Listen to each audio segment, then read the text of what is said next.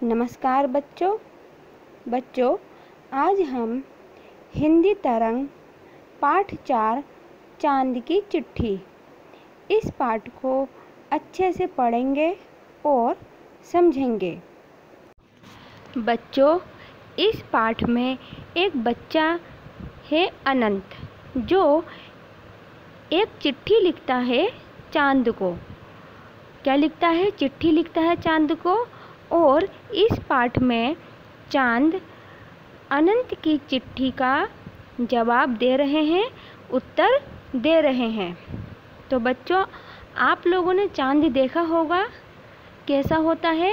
कभी गोल दिखाई देता है तो कभी आधा दिखाई देता है। और कब दिखाई देता है चांद?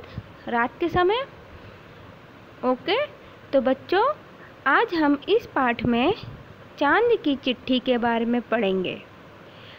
प्यारे अनंत, तुम्हारी चिट्ठी मिली। तुम्हारी दादी माँ ने जो बताया वह सही है। मेरा रूप बदलता रहता है।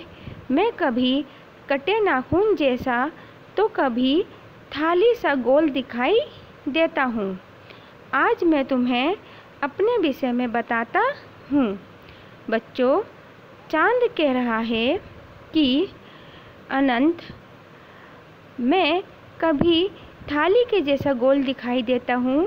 थाली देखी आप लोगों ने, गोल होती है। तो कभी थाली के जैसा दिखाई देता हूँ तो कभी कटे नाखून जैसा। बच्चों, आप इस चित्र को देखकर अच्छे से समझिए। जैसा कि बच्चों, आप इस चित्र में देख सकते हैं कि चंद्रमा एकदम गोल दिखाई दे रहा है। जैसे थाली होती है उसी तरह से ये गोल दिखाई दे रहा है। और इस चित्र में चंद्रमा कटे हुए नाखून के जैसा दिखाई दे रहा है। बच्चों, चांद आगे क्या कहता है? चांद कहता है कि मैं धरती से 3 लाख किलोमीटर से भी अधिक दूर हूँ। अगर तुम कार से मेरे पास आ पाते तो कई महीने लगते। तुम्हारी धरती से मैं बहुत छोटा हूँ, लगभग अफ्रीका महाद्वीप जितना।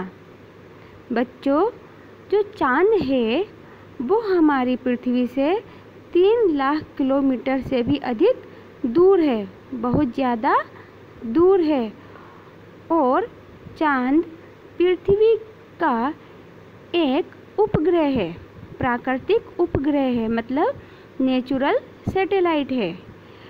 ये अफ्रीका महाद्वीप के जितना छोटा है।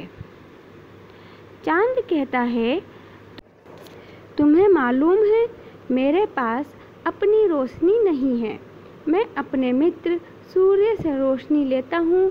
जिस रात मैं तुम्हें दिखाई नहीं देता तब अमावस्या होती है।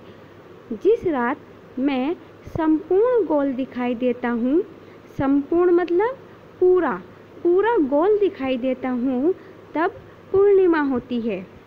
बच्चों, जो चंद्रमा है उसकी अपनी रोशनी नहीं होती, वो सूर्य की रोशनी से चमकता है।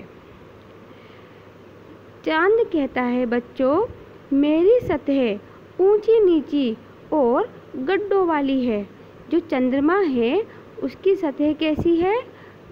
इस तरह की है। कैसी है? ऊंची नीची है और गड्ढों वाली है। चंद्रमा की सतह ऊंची नीची और गड्ढों वाली है। चंद्रमा कहता है कि मेरे पास ऑक्सीजन नहीं होने से पेड़ पौधे और पशु पक्षी भी नहीं हैं। बच्चों, चांद आगे लिखता है कि जब मेरे पास आओ।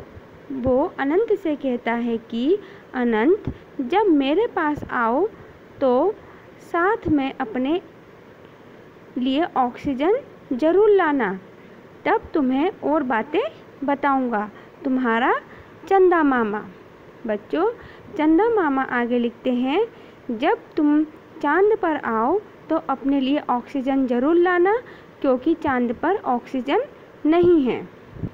बच्चों, क्या आप लोग जानते हैं चंद्रमा पर पहला कदम रखने वाले व्यक्ति कौन थे? नील एल्डन आर्मस्ट्रॉन्ग। बच्चों, ये चंद्रमा पर पहला कदम पहुंचने वाले पहले व्यक्ति थे। ये जुलाई 1969 को ये चंद्रमा पर पहुंचे थे। तो बच्चे कौन थे? नील एल्डन आर्मस्ट्रॉन्ग। बच्चों, पाठ 4 चांद की चिट्ठी पूरा हो गया है। मैं आशा करती हूँ कि आप लोगों को अच्छे से समझ में आया होगा।